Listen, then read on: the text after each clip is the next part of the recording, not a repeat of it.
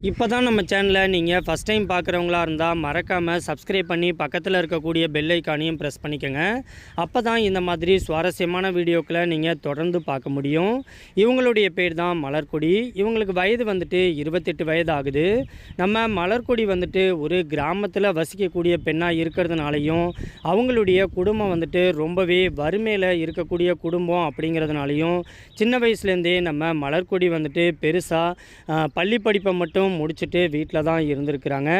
இருந்தாலும் தன்னுடைய குடும்ப வறுமைக்காக தனக்கு தெரிஞ்ச வேலைக்கு போயிட்டு அது மூலியமாக வரக்கூடிய வருமானத்தை வச்சு தான் தன்னுடைய குடும்பத்தை வந்துட்டு ரன் பண்ணிக்கிட்டும் இருந்திருக்கிறாங்க.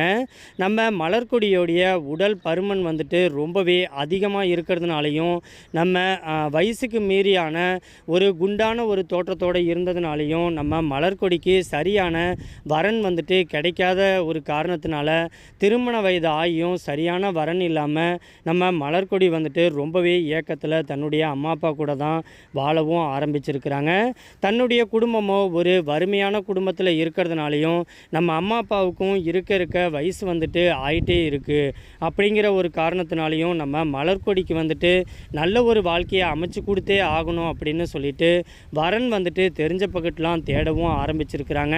அப்போ தான் நம்ம மலர்கொடியோடைய சொந்த அத்தை பையன் வந்துட்டு அதே ஊரில் வசிச்சுக்கிட்டு இருக்கிறதாகவும், அந்த பையனுக்கு வந்துட்டு நம்ம மலர்கொடியை திருமணம் பண்ணி வைக்கலான்ட்டு பெற்றோர்கள் முன்னிலையில் பேசிக்கவும் ஆரம்பிச்சிருக்கிறாங்க.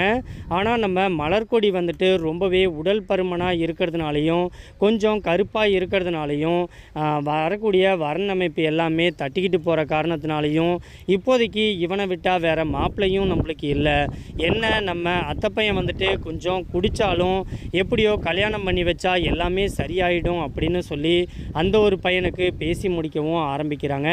நம்ம மலர்கொடி வந்துட்டு பார்க்குறதுக்கு உடல் பருமனாக இருக்கிறதுனாலையும், குறிப்பாக அவங்களுடைய பின்பகுதி வந்துட்டு கொஞ்சம் பெருசாக இருந்த காரணத்தினாலையும், நம்ம மலர்கொடியோடைய ஸ்ட்ரக்சரே உடலமைப்பே பார்க்குறதுக்கு ரொம்ப கவர்ச்சிகரமாக நாட்டுக்கட்ட கணக்காக அவங்களுடைய உடம்பு இருந்ததுனாலையும், நம்ம மலர்கொடியோடைய காது படவே எல்லாமே இவ சரியான மேட்ரு போலடா அப்படின்னு சொல்லி நம்ம மலர்கொடியை தப்பான ஒரு கண்ணோட்டத்தில் தான் பார்க்கவும் ஆரம்பிச்சிருக்கிறாங்க.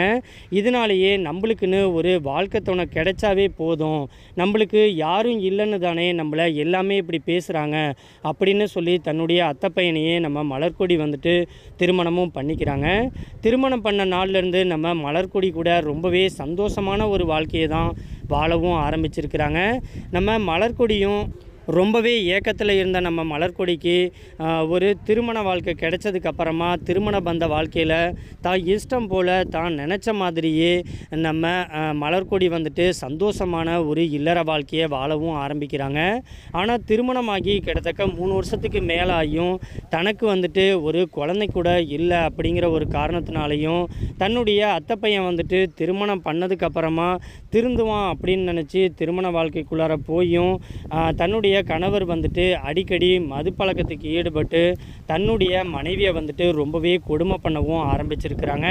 குறிப்பாக அவங்க கூட இல்லற வாழ்க்கையிலையும் சரியாக இல்லாமல் இருந்த ஒரு காரணத்தினாலையும் நம்ம மலர்கொடிக்கு தன்னுடைய கணவரை பார்த்தாவே கொஞ்சம் வெறுப்பு வரவும் ஆரம்பிக்குது.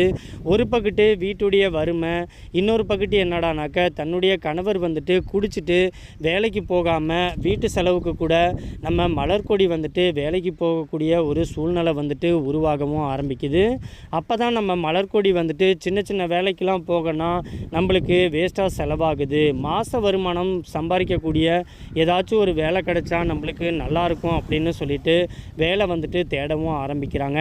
ஆனால் நம்ம மலர்கொடியோ கிராமத்தில் வசிக்கக்கூடிய பொண்ணு அப்படிங்கிறதுனால கிராமத்தில் எந்த ஒரு வேலையும் பெருசாக கிடைக்கல. வேலைக்காக நம்ம வெளியூருக்கு வந்துட்டு டவுனுக்கு போகலான்னு பார்த்தாலும் போயிட்டு நம்மளுக்கு தனியாக வரத்துக்கு பயமாக இருக்குது. ஏன்னா காலமே கெட்டு கிடக்குது. நம்மளை உள்ளூர்லேயே பார்க்குற எல்லா ஆம்பளைங்களுமே நம்மளுடைய உடல் தோற்றத்தை வச்சு நம்மளை தப்பான கண்ணோட்டத்தில் தான் பார்க்குறாங்க அப்படின்னு சொல்லிட்டு நம்ம மலர்கொடி வந்துட்டு தன்னுடைய சொந்த ஊர்லேயே தனக்கு தெரிஞ்ச வேலைக்கு போயிட்டு வரவும் ஆரம்பிச்சிருக்கிறாங்க. அப்போ தான் திடீர்னு ஒரு நாள் நம்ம மலர்கொடிய வீட்டுக்கு பக்கத்துலேயே ஒரு ஆலோ பிளாக் கம்பெனி வந்துட்டு உருவாகவும் ஆரம்பிக்குது. அப்போ தான் அந்த ஒரு ஓனர்கிட்ட நம்ம மலர்கொடி வந்துட்டு நேரடியாகவே போய் கேட்கவும் ஆரம்பிச்சிருக்கிறாங்க. என்னுடைய வீடு வந்துட்டு பக்கத்தில் தாங்க ஐயா இருக்குது. நீங்கள் என்னுடைய குடும்பம் ரொம்பவே வறுமையில் இருக்குது. நீங்கள் மட்டும் எனக்கு இங்கே ஏதாச்சும் ஒரு வேலை போட்டு கொடுத்தீங்கன்னா ரொம்பவே நல்லாயிருக்கும் அப்படின்னு சொல்லி தன்னுடைய குடும்ப கஷ்டத்தெல்லாம் போய் சொல்லவும், அந்த ஒரு நபரும் சரி ஓகேம்மா நீ நாளையிலேருந்து வேலையில் வந்து ஜாயின் பண்ணிக்க அப்படின்னு சொல்லி வேலைக்கு வந்துட்டு ஆள் எடுக்கவும் ஆரம்பிச்சிருக்கிறாங்க. அதுக்கப்புறமா நம்ம மலர்கொடிக்கு வீட்டுக்கு பக்கத்துலேயே அந்த ஒரு ஆலோ பிளாக் கம்பெனி இருந்ததுனால அந்த கல்லடிக்கிற வேலைக்கு வந்துட்டு நம்ம மலர்கொடி வந்துட்டு போகவும் ஆரம்பிச்சிருக்கிறாங்க. அங்கே போனதுக்கப்புறமா தன்னுடைய குடும்ப கஷ்டம் எல்லாமே தீர்ந்து ஓரளவுக்கு கையில் வந்துட்டு காசு சேரவும் ஆரம்பிக்குது. அப்போ தான் நம்ம மலர்கொடி வந்துட்டு குடும்ப செலவு எல்லாத்தையும் நம்ம மலர்கொடியே பார்த்துக்கிட்டு ரொம்பவே நிம்மதியான ஒரு வாழ்க்கையை வாழவும் ஆரம்பிக்கிறாங்க. இருந்தாலும் தன்னுடைய கணவர் வந்துட்டு மது பழக்கத்துக்கு அடிமையாகி வீட்டுக்கும் சரியாக வராமல் ரொம்பவே இவங்களை ஏக்கத்தில் வந்துட்டு வச்சுருக்கவும் ஆரம்பிச்சிருக்கிறாங்க. நம்ம மலர்கொடி வந்துட்டு என்ன தான் வேலைக்கு போனாலும் நம்ம மலர்கொடியும் ஒரு பொண்ணு தானே அப்படிங்கிறதுனால அவங்களுக்கு ரொம்பவே ஏக்கமாக இருக்க ஆரம்பிக்குது. ரொம்பவே அன்புக்காக ஏங்கின நிலையில் இருந்திருக்கிறாங்க. இருந்தாலும் நம்ம மலர்கொடி வந்துட்டு கொஞ்சம் உடல் பருமனாக இருக்கிறதுனால குனிஞ்சு நிமிர்ந்து வேலை செய்யும்போது அந்த ஆலோ பிளாக் கம்பெனியோடைய ஓனர் வந்துட்டு நம்ம மலர்கொடி மேலே ஒரு கண் வந்துட்டு வைக்கவும் ஆரம்பிக்கிறாரு. அப்போ தான் மலர்கொடிக்கிட்ட ஒரு நாள் வந்துட்டு தனியாக கூப்பிட்டு பேசவும் ஆரம்பிக்கிறாங்க. உன்னுடைய புருஷன் இப்போ கரெக்டாக இருக்கானாமா அப்படின்ட்டு கேட்கவும் ஆரம்பிக்கிறாங்க. இல்லைங்க ஐயா, ஏதோ உங்கள் புண்ணியத்தில் இன்றைக்கி நான் பண கஷ்டம் குடும்ப கஷ்டத்துலேருந்து கொஞ்சம் மீண்டு வந்தாலும் என்னுடைய கணவரை என்னால் திருத்தவே முடியல அப்படின்னு சொல்லி மனசு விட்டு பேசவும் ஆரம்பிக்கிறாங்க. என்னுடைய கணவர் கூட நான் சேர்ந்து வாழ்ந்து ரொம்ப வருஷமாச்சு அப்படின்னு சொல்லி ரொம்பவே பணிவோடையும் ரொம்பவே வெக்கத்தை விட்டும் வெளிப்படையாகவே தன்னுடைய ஓனர்கிட்ட தன்னுடைய கஷ்டத்தை எல்லாத்தையுமே பேசவும் ஆரம்பிக்கிறாங்க. அதுக்கப்புறமா நீ வந்துட்டு என் வீட்லேயும் என்னுடைய மனைவி எனக்கு கிடையாது, நீ உனக்கு ஒன்றும் ஆட்சேபனை இல்லைனாக்க எனக்கு சமைச்சு போட என்னுடைய வீட்டுக்கு வேலைக்கு வரியா, நான் அதுக்கு தனியாக சம்பளம் வந்துட்டு உனக்கு நான் கொடுத்துட்றேன் அப்படின்னு சொல்லி தன்னுடைய வீட்டு வேலைக்கு கூப்பிடவும் ஆரம்பிக்கிறாங்க. நம்ம மலராண்டியும் கொஞ்சம் கூட யோசிக்காமல் சரி நம்ம இன்னும் வீட்டு வேலைக்கு போனோம்னா நம்மளுக்கு இன்னும் வருமானம் வந்துட்டு இன்னும் கொஞ்சம் அதிகமாக வரும், நம்மளுடைய தேவைகளையும் தீர்த்துக்கலாம் அப்படின்னு சொல்லி நம்ம மலராண்டியும் அவங்க ஹவுஸ் ஓனருடைய வீட்டுக்கு வந்துட்டு வேலைக்கு போகவும் ஆரம்பிக்கிறாங்க. வேலைக்கு போனதுக்கப்புறமா தன்னுடைய சமைச்சு போட்டு அந்த ஒரு சாப்பாடை சாப்பிட்டு பார்த்துட்டு நம்ம காளிதாஸ்க்கு ரொம்பவே பிடிச்சி போயிடுது. நம்ம மலர்கொடியோடைய சமையலும் அவங்களுடைய கைப்பக்குவமும் ரொம்பவே பிடிச்சி போனதுனால அவங்க கேட்குறத விட சம்பளம் வந்துட்டு எக்ஸ்ட்ரா கொடுக்கவும் ஆரம்பிச்சிருக்காரு. நம்ம மலர்கொடிக்கு சந்தோஷம் தாங்க முடியல. என்னதான் நம்ம மலர்கொடிக்கு சம்பளம் வந்தாலும் இந்த பக்கம் வந்துட்டு நம்ம காளிதாஸ் வந்துட்டு நம்ம மலர்கொடி மேலே ஒரு கண்ணு வைக்கவும் ஆரம்பிக்கிறாங்க. எப்படியாச்சும் நம்ம மலர்கொடியை அடைஞ்சே ஆகணும் அப்படின்னு சொல்லிட்டு கிச்சன் வேலை செய்யும்போது சமையல் அறைக்கு போய் நம்ம மலர்கொடிக்கிட்ட கொஞ்சம் கொஞ்சமாக பேச்சு கொடுக்கவும் ஆரம்பிக்கிறாங்க. ஒரு கட்டத்துக்கு மேலே நம்ம மலர்கொடிக்கிட்ட தொட்டு பேசவும் ஆரம்பிக்கிறாங்க. நம்ம மலர்கொடிக்கு என்ன சொல்கிறதுனே தெரியல. ஏன்னா ஒரு பக்கம் நம்ம மலர்கொடி அந்த ஒரு அன்புக்காகவும் சில விஷயத்துக்காகவும் ஏங்கிட்டு இருந்த ஒரு தயக்கமும் கூட.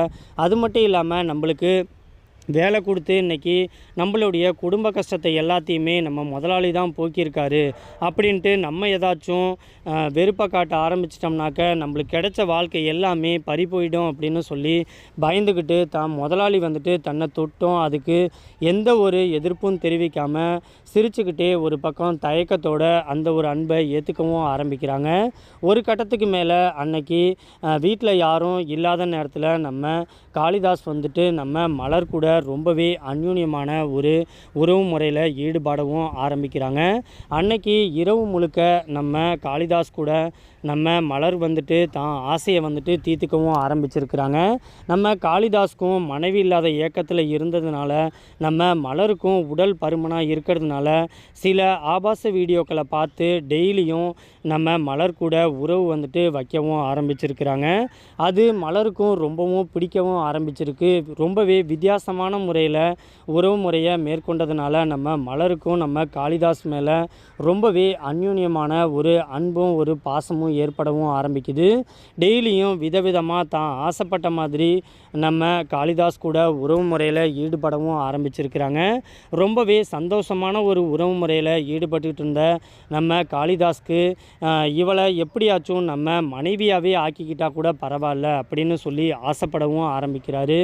ஆனால் நம்ம மலருக்கோ தன்னுடைய கணவர் இருக்கிறதுனால என்ன தான் நம்ம காளிதாஸ் கூட உறவு முறையில் இருந்தாலும் இதை விட்டுட்டு கணவரை விட்டுட்டு எப்படி இங்கே வந்துட்டு வரது, நம்மளுடைய அம்மா அப்பாவுக்கு இந்த ஒரு விஷயம் தெரிஞ்சிச்சுன்னா நம்மளை கொன்னே போட்டுருவாங்க, அது மட்டும் இல்லாமல் நம்மளுக்கு கணவர் இருக்கார் அப்படின்னு சொல்லிட்டு அந்த ஒரு வாழ்க்கையை விட்டும் வெளியில் வர முடியாமல் நம்ம மலர் வந்துட்டு அதுக்கு சம்மதம் எதுவும் சொல்லாமல் கிடைச்ச வரைக்கும் சந்தோஷம் அப்படின்னு சொல்லிட்டு தன்னுடைய முதலாளி கூட ரொம்பவே அந்யூன்யமான ஒரு வாழ்க்கையில் தான் ஈடுபடவும் ஆரம்பிச்சிருக்கிறாங்க. அப்போ தான் ஒரு நாள் வந்துட்டு நம்ம மலருடைய கணவருக்கு வந்துட்டு ஒரு ஆக்சிடெண்ட் வந்துட்டு ஏற்படவும் ஆரம்பிக்குது. அப்போ தான் தன்னுடைய முதலாளிகிட்ட சொல்லிவிட்டு தன்னுடைய முதலாளி தான் ஹாஸ்பிட்டல் செலவுலேருந்து எல்லாமே முன்னெடுத்து பார்க்குறாங்க. இருந்தாலும் சிகிச்சை பலனின்றி நம்ம மலருடைய கணவர் வந்துட்டு மது பழக்கத்தில் வேறு இருந்ததுனால தன்னுடைய கணவரை காப்பாற்ற முடியல அப்படின்னு சொல்லி ஒரு கட்டத்தில் நம்ம மலருடைய கணவரும் இறந்தும் போயிடுறாங்க. தன்னுடைய கணவர் வந்துட்டு இறந்ததுக்கப்புறமா என்ன செய்கிறதுனே நம்ம மலருக்கு தெரியல. இருந்தாலும் எல்லா விஷயத்துக்குமே நம்ம முதலாளி வந்துட்டு இருக்கார். அது மட்டும் இல்லாமல் ஏற்கனவே நம்ம முதலாளி வந்துட்டு நம்மளை மனைவியாக ஏற்றுக்கிறேன்னு தான் சொல்லியிருக்காரு அப்படின்னு சொல்லிட்டு தன்னுடைய முதலாளிக்கிட்டேயே போயிருக்கிறாங்க. நம்ம முதலாளியும் எந்த ஒரு தயக்கமும் இல்லாமல் அவங்கள வந்துட்டு ஊர் பார்க்க எல்லாத்துக்கும் முன்னாடியுமே தாலி கட்டி தன்னுடைய மனைவியாக ஏற்றுக்கவும் ஆரம்பிக்கிறாங்க. எனக்கு வந்துட்டு மனைவி இல்லாமல் நான் ரொம்ப நாள் வந்துட்டு கஷ்டப்பட்டிருக்கேன். சரியான சாப்பாடு இல்லாமல் சரியான நேரத்துக்கு எனக்கு சமைச்சு போடக்கூட ஆள் இல்லாமல் ரொம்பவே ஏங்கிட்டு இருந்தேன். இன்றைக்கி வந்துட்டு என்னுடைய அம்மாவாகவும் அப்பாவாகவும் எனக்கு ஒரு நல்ல மனைவியாயும் என்னை வந்துட்டு நான் உனக்கு உரிமை கொடுத்து தாலி கட்டாத போதே என்னை உன்னுடைய கணவர் மாதிரி உடல் சுகத்துலேயும் உள்ள சுகத்துலேயும் எல்லா விஷயத்துலையுமே என்னைய பார்த்துக்கிட்ட மலர், உனக்காக நான் என்ன வேணாலும் செய்வேன் அப்படின்னு சொல்லிட்டு ஊரறிய திருமணமும் பண்ணிக்கிறாங்க. திருமணம் பண்ணதுக்கு அப்புறமா வேலைக்காரியாக வந்த நம்ம மலர் வந்துட்டு அந்த வீட்டில் ஒரு முதலாளியாக ரொம்பவே சந்தோஷமாக தன்னுடைய கணவர் கூட சந்தோஷமான ஒரு அந்யூன்யமான வாழ்க்கையை வாழவும் ஆரம்பிக்கிறாங்க. ஏன்னா மலருக்கு வந்துட்டு ரொம்பவும் வயசு வந்துட்டு ஆகலை. கிட்டத்தட்ட ஒரு 32 வயசு 33 வயசு தான் ஆகுது. ஆனால் நம்ம முதலாளிக்கோ தன்னை விட 10 வயசு அதிகமாக இருந்தாலும் தான் அளவுக்கு ஈடு கொடுத்து உடலுறவில் ரொம்பவே ஈடுபாடாக இருந்ததுனால நம்ம மலர் வந்துட்டு அவர் கூட ரொம்பவே சந்தோஷமான ஒரு உடலுறவு வாழ்க்கையை மேற்கொள்ளவும் ஆரம்பிக்கிறாங்க. அது மட்டும் இல்லாமல் இன்றைக்கி பணத்துக்கும் வசதிக்கும் எந்த ஒரு பஞ்சமும் இல்லை அப்படிங்கிறதுனால தன்னுடைய அம்மா அப்பாவும் தன்னுடைய கணவருடைய வீட்டுக்கே கூப்பிட்டு வந்து அவங்களுக்கு ஒரு ரூம் வந்துட்டு கொடுத்து தன்னுடைய அம்மா அப்பாவையும் சந்தோஷமாகவும் பார்த்துக்கவும் செய்கிறாங்க. இன்றைக்கி தப்பான ஒரு உறவு முறையில் தன்னுடைய ஓனர்கிட்ட வந்துட்டு ஒரு கஷ்டத்துக்காக இன்றைக்கி ஒரு உடல் சுகத்துக்கு அன்புக்கு ஏங்கி நம்ம மலர் வந்துட்டு தப்பான முறையில் வந்தாலும் இன்றைக்கி அவங்களுடைய கணவர் இல்லாதப்ப அவரும் வந்துட்டு தன்னை மனைவியாக ஏற்றுக்கிட்டதை நினச்சி ரொம்பவே சந்தோஷத்தில் தன்னுடைய கணவர் காளிதாஸ் கூட வாழ்க்கையை வந்துட்டு வாழவும் ஆரம்பிக்கிறாங்க. நம்ம மலர் வந்துட்டு உடல் பருமனாக இருக்கிறதுனாலையும் நம்ம மலர் வந்துட்டு நம்ம காளிதாஸை விட வயசு கம்மியாக இருக்கிறதுனாலையும் அவருக்கு ஈக்குவலாக ஈடு கொடுத்து ஒரு கட்டத்தில் நீங்கள் இருங்க, நான் வந்துட்டு உங்களுக்கு சந்தோஷத்தை கொடுக்குறேன் அப்படின்னு சொல்லிட்டு தன்னுடைய ஆசை தீர தன்னுடைய உடலுறவு முறையில் வித்தியாசமான முறையில் டெய்லியும் விதவிதமாக தன்னால் முடிஞ்ச அளவுக்கு நம்ம காளிதாஸ்க்கு வந்துட்டு சுகத்தை கொடுக்கவும் ஆரம்பிச்சிருக்கிறாங்க. நம்ம காளிதாஸும் தன்னால் முடிஞ்ச வரைக்கும் மலரை வந்துட்டு சந்தோஷப்படுத்தி அந்த ஒரு உறவு முறையில் ரொம்பவே சந்தோஷமாக வச்சுக்கிட்டதுனால நம்ம மலரும் ரொம்பவே அந்த ஒரு குடும்பத்தில் சந்தோஷமாக வாழவும் ஆரம்பிச்சிருக்கிறாங்க. இந்த ஒரு வீடியோ பற்றினா உங்களுடைய கருத்துக்கள் எதுவாக இருந்தாலும் கீழே இருக்கக்கூடிய கமெண்ட் பாக்ஸில் மறக்காமல் கமெண்ட் பண்ணிவிட்டு போங்க. இந்த ஒரு வீடியோ பிடிச்சிருந்துச்சு அப்படின்னா அந்த வீடியோவுக்கு ஒரு லைக் பண்ணிவிட்டு உங்கள் ஃபேமிலி அண்ட் ஃப்ரெண்ட்ஸுக்கும் ஷேர் பண்ணிடுங்க. மறக்காமல் நம்ம சேனலை கொஞ்சம் சப்ஸ்கிரைப் பண்ணி சப்போர்ட் பண்ணுங்கள். தேங்க்ஸ் ஃபார் வாட்சிங்.